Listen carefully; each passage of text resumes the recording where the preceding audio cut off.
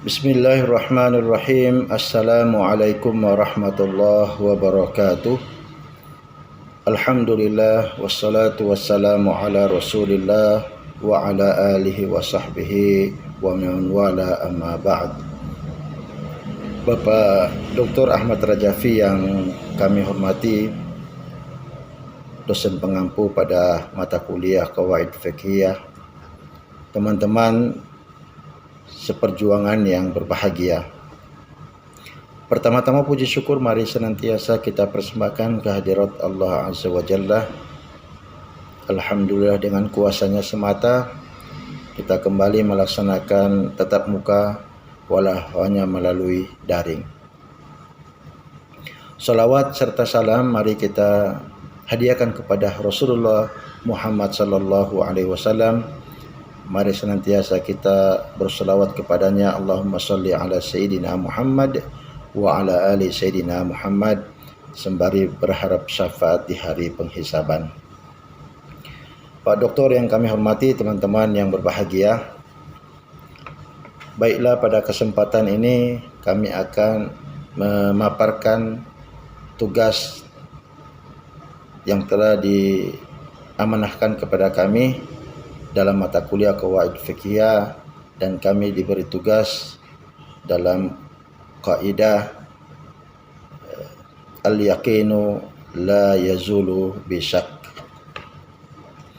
Teman-teman yang berbahagia, al-yaqinu la yazulu bisyak, sesuatu yang meyakinkan tidak dapat hilang hanya karena keraguan.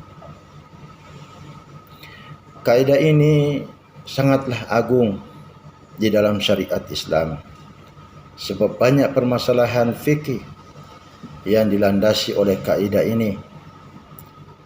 Kaidah ini mengkafir banyak permasalahan, mulai dari masalah ibadah, masalah muamalah, hingga hal-hal yang terkait dengan hukuman bagi para pelaku kriminal yang dalam istilah fikih dikenal dengan al-hudud.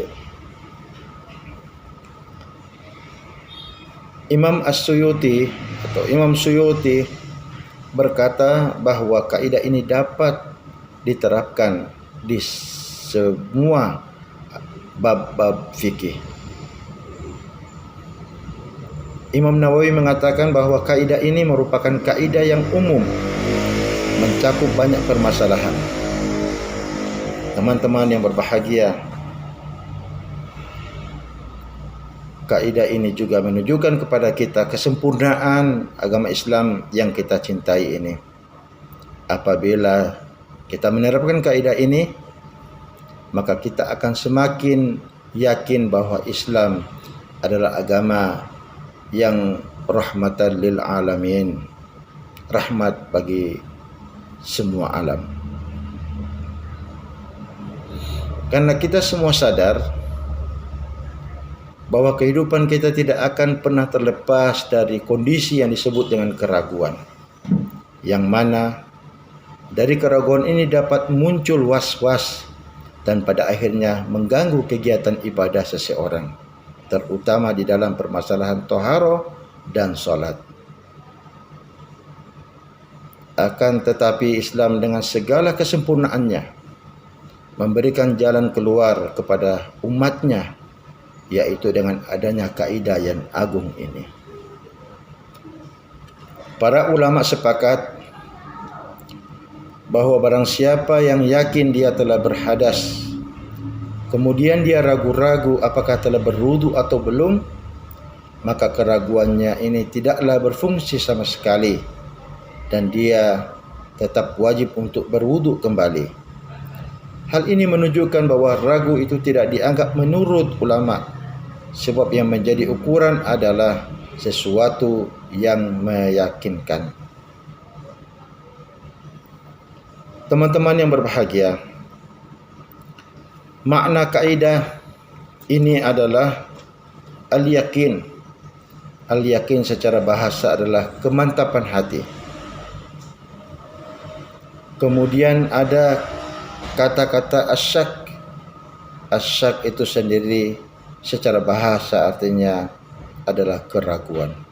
Maksudnya adalah keraguan dan kebimbangan terhadap dua hal yang tidak bisa dikuatkan salah satu dari keduanya.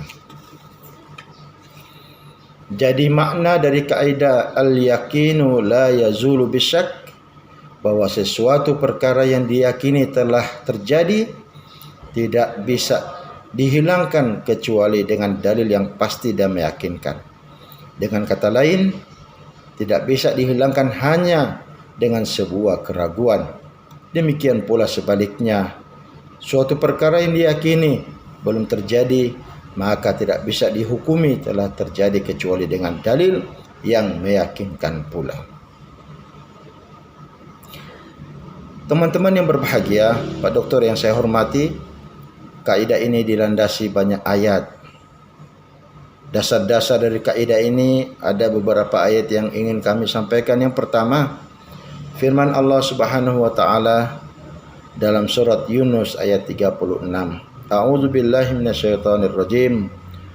Wa ma yattabi'u aktsaruhum illa dhanna inna dhanna la yughni minal haqqi syai'a. Dan kebanyakan mereka tidak mengikuti kecuali persangkaan saja. Sesungguhnya persangkaan itu tidak sedikit pun berguna untuk mencapai kebenaran. Kemudian dasar yang kedua adalah firman Allah Subhanahu wa taala ini pada surat Al-Hujurat ayat 12. A'udzu billahi minasyaitonir rajim. Ya ayyuhalladzina amanu jtanibu katsiran minadh-dhonn inna ba'dadh-dhonni ithm. Wahai orang-orang yang beriman, jauhilah kebanyakan dari persangkaan. Sesungguhnya kebanyakan dari persangkaan itu adalah dosa. Ini dasar dari Al-Quran. Kemudian dasar dari kaidah ini dari hadis Nabi sallallahu alaihi wasallam. Yang pertama, kata Nabi sallallahu alaihi wasallam, "Idza wajada ahadakum fi batnihi syai'an fa ashkala alaihi akhraja minhu syai'un am la fala yakhrujanna minal masjidi hatta yasma'a sautan aw yajida rihan." Hadis ini diriwayatkan oleh Imam Muslim.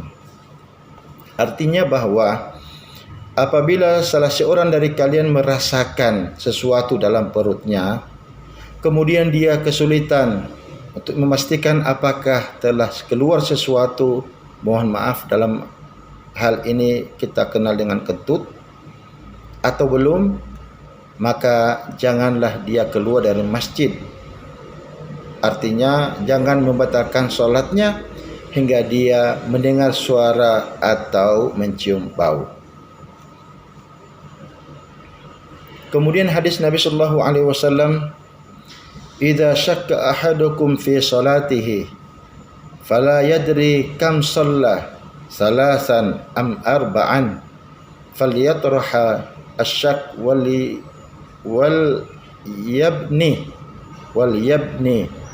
mastaqaina summa yasjudu sajdatain qabla ayusallim fa in kana shalla khamsan syafa'na lahu salatahu wa in kana shalla itmaman li arba' kanata targhiman lisyayatin atau lisyaitan atau kama qala Nabi sallallahu alaihi wasallam.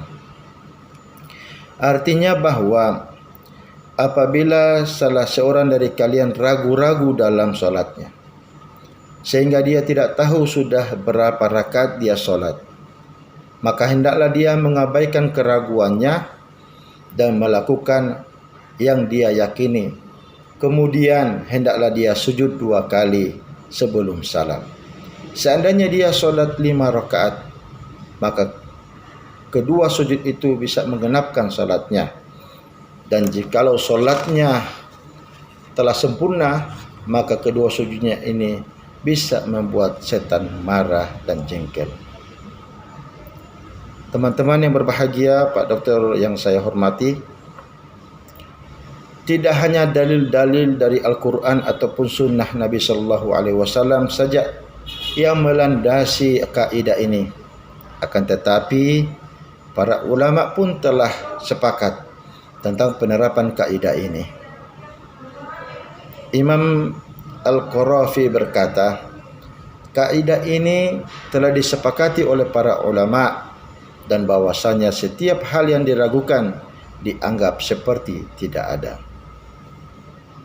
Baiklah teman-teman, saya akan memberikan contoh dalam penerapan kaidah ini. Yang pertama, apabila seseorang telah yakin bahwa sebuah pakaian yang terkena najis, akan tetapi dia tidak tahu di mana dan bagaimana pakaian tersebut yang terkena najis, maka dia harus mencuci pakaian itu seluruhnya. Kemudian contoh yang kedua, apabila ada seseorang yang yakin bahwa dia telah berwudu, kemudian dia ragu apakah telah batal wudunya atau belum, maka dia tidak perlu berwudu lagi. Dia harus kembali kepada keyakinan awalnya bahwa dia memang telah berwudu. Kemudian penerapan yang ketiga, begitu sebaliknya, apabila seseorang yakin bahwa wudunya telah batal, akan tetapi dia ragu apakah dia telah berwudu lagi atau belum, maka wajib baginya untuk berwudu lagi. Kemudian penerapan yang berikutnya, barang siapa yang ragu dalam salatnya, apakah dia telah solat 3 rakaat atau 4 rakaat misalnya, maka dia harus meyakini, mengikuti keyakinan yang paling sedikit rakaatnya, yang mana dalam permasalahan ini adalah 3 rakaat. Begitu pula teman-teman, dalam permasalahan putaran tawaf misalnya, apabila dia ragu berapa kali dia telah berputar mengelilingi Ka'bah atau melakukan tawaf, apakah 2 kali atau 3 kali, maka dia harus menganggap bahwa dia baru berputar 2 kali, dan begitu seterusnya. Penerapan yang ke-6 atau yang berikutnya adalah, barang siapa yang telah sah nikahnya, kemudian dia ragu apakah telah mentalak istrinya atau belum, maka pernikahannya tetap sah. Penerapan yang berikutnya adalah, apabila seorang istri ditinggal suaminya bepergian dalam jangka waktu yang lama, maka dia tetap dihukumi sebagai istri laki-laki tersebut dan tidak boleh baginya untuk menikah lagi. Karena yang yakin bahwa sang suami pergi dalam keadaan hidup, maka tidak boleh menghukuminya telah meninggal kecuali ada berita yang meyakinkan.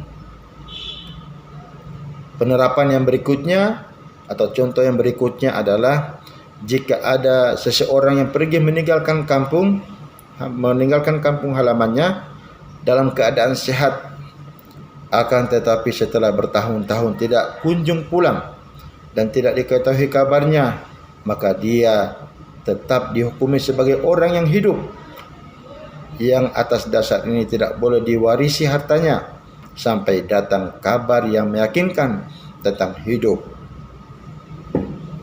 atau matinya.